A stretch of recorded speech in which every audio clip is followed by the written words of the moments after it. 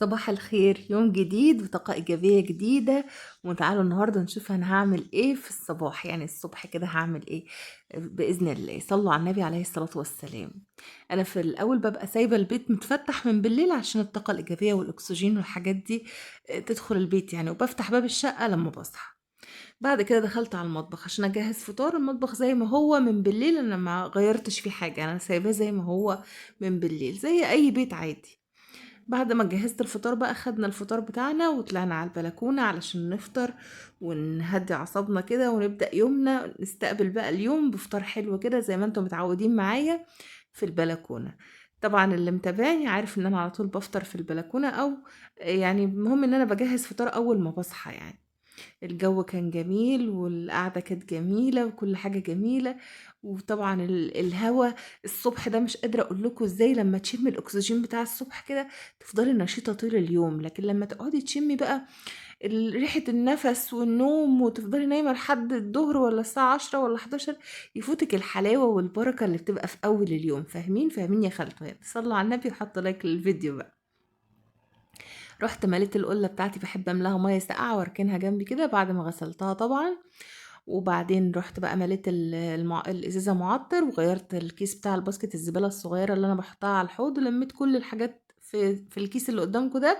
ومريت برضو على التلاجة، شلت منها اي طبق بقى ملوش لازمة، حاجة ملهاش لازمة بتاع. كل يوم ايدي في التلاجة بفوطة كده بالبخاخة اللي هي فيها خل والحاجات اللي انا هقول لكم عليها. وبنضف التلاجة لازم كل يوم امر عليها. مش هوجع دماغكم بقى بغسيل المواعين، انا فضيت الحوض وغسلت المواعين الحمد لله سريعا كده، ما كانوش كتير يعني. وبعدين بقى عملت الكاتشب وركنته على جنب قبل ما اغسل المواعين.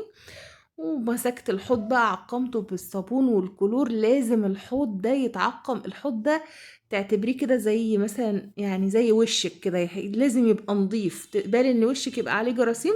اهو الحوض ده اللي بيتحط فيه اكلنا وشربنا وخضارنا ومواعيننا وكوباياتنا، فالحوض ده لازم يبقى بصوا متعقم كل شوية، ما تهملوش ابدا. طبعا انا مش عايزاك تسمعي الفيديو كده وخلاص، انا عايزاك تسمعي الفيديو تتحمسي تاخدي طاقه ايجابيه تقومي تعملي على طول يعني. ما تقعديش بس تتفرجي عليا، انا مش جايلك عشان ابهرك بمحتوى مثلا مبهر وخليكي تقعدي تتفرجي عليا وخلاص، لا انا عايزه اشجعك، يعني عايزه اشجعك واتشجع معاكي. كل لما تعلقوا لي مثلا تعليقات كويسه هتلاقوني مش بتشجع وبصور وبشتغل وبنظف وبعمل علشان تشوفوا حاجات حلوه وتشوفوا حاجات كويسه. فانا بتشجع بيكي وانتي كمان بتشجعي بيا، فاهماني؟ فاهماك يا خالته هند. فانا عايزاكي لما تسمعي مني حاجه ايجابيه وتعجبك تقومي تنفذيها على طول. طبعا الحوض بيلمع كده علشان انا دايما بغسله بكلور وصابون سائل يعني. فانا عايزه اقول لكم حاجه، ما تستخدموش الصابون السائل اللي هو السايب ده بصراحة. يعني أنا، أنت هتقولي لي يا خالتون طب هو أصل رخيص، أصل الكيلو ب10، أصل الكيلو ب20. لا والله، عارفة لو جبت جيركن الفيبا الكبير أنا بجيبه وبفضي منه في الإزازة كده على قد الاستخدام. لو جبت جيركن الفيبا النظيف هتحافظي على ايديكي وتحافظي على يعني جلد ايدك مش هيبقى خشن، كمان ضوافرك هتبقى نظيفة، الحاجة بتاعتك هتبقى بتلمع. التنظيف معاكي النقطة من الفيبا، يعني معلقة صغيرة من الفيبا أحسن لك من كوم ولا كوباية من الصابون اللي هو الرخيص ده، فاهماني؟